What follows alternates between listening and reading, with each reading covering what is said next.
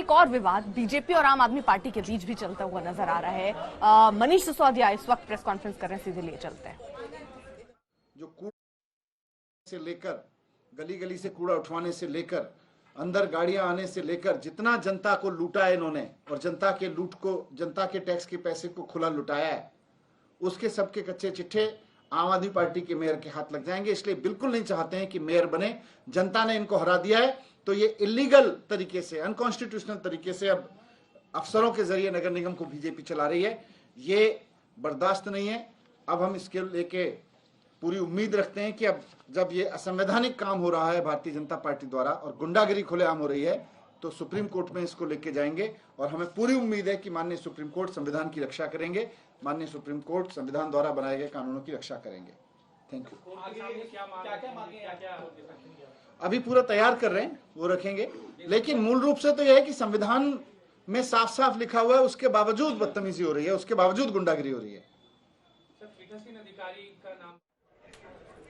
तो मेयर चुनाव कुल मिलाकर अभी भी नहीं हो पाया है। हालांकि आम आदमी पार्टी सीधे तौर पर कोर्ट जाने की बात कर रही है और ये कह रही है कि बीजेपी वाले ये कर रहे हैं, बीजेपी आम आदमी पार्टी पर आरोप लगा रही है। हालांकि ट्वीट भी किए जा रहे हैं, लगातार प्रेस कॉन्फ्रेंस भी हो रहे हैं, सदन भी नहीं चल रहा।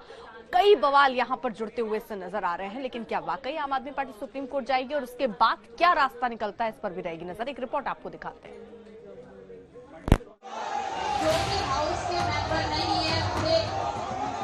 एमसीडी में एक बार फिर हुआ हंगामा और एक बार फिर मेयर का चुनाव स्थगित कर दिया गया। ये तीसरा मौका है जब मेयर चुनाव के लिए वक्त और तारीख तय की गई थी, लेकिन जैसे ही पीठासीन अधिकारी ने यह साफ किया कि एल्डरमैन यानी मनोनीत पार्षद मेयर चुनाव में वोट डाल सकेंगे, बवाल शुरू हो गया। हंगामे और तनातनी के बीच सदन की कार्यवाही स्थगित कर दी गई। जो नियमों में लिखा है, जो कानून में लिखा है, जो डीएमसी एक्ट में लिखा है, जो हमारा नगर निगम का कहती है जुडिशरी, वो काम होना चाहिए और उसके हम फेवर में, हम कानून से हट करके कुछ भी नहीं करना। एल्डरमैन भी इस सदन का हिस्सा हैं, सम्मानित सदस्य हैं। जब वो जोन में वोट दे सकते हैं तो वो हाउस में भी उनका वोट बनता है और वो दे सकते हैं। आर्टिकल 243 कॉन्स्टिट्यूशन ऑफ इंडिया ये कहता है कि नॉमिनेटेड मेंबर को हाउस के अंदर वोटिंग राइट नहीं है।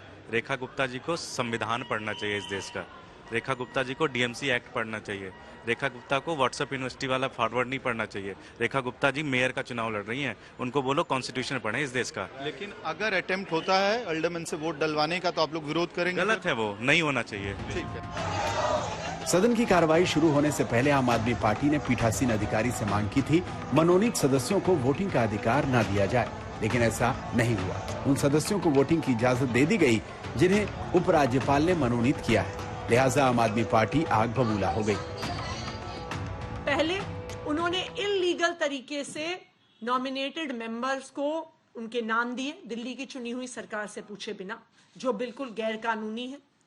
उन्होंने गैर कानूनी, गैर संवैधानिक तरीके से पीठासीन अधिकारी बनाया और अब उस पीठासीन अधिकारी के माध्यम से चुनाव को रोकने की, चुनाव को टालने की कोशिश कर रहे हैं।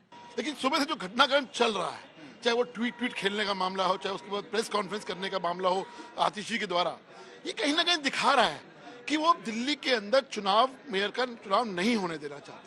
वो इस तरह की एक भूमिका बांध रहे हैं कि मेयर के चुनावों में डिस्टर्बेंस हो, आज फिर दिल्ली का मेयर दोबारा ना मिले। ये इनकी साजिश के तहत इस तरह के आरोप प्रत्यारोप पहले ही करना शुरू हुआ। ये जो आप घटनाक्रम देख रहे हैं ना, ये इनकी पुरानी आदत है कि इस तरह से एक माहौल बना दो ताकि लोगों को लगे कि भारतीय जनता पार्टी नहीं करने देना चाहती। इस बीच बीजेपी आम आदमी पार्टी पर पार्षदों की खरीद फरोख्त के आरोप भी लगा रही है।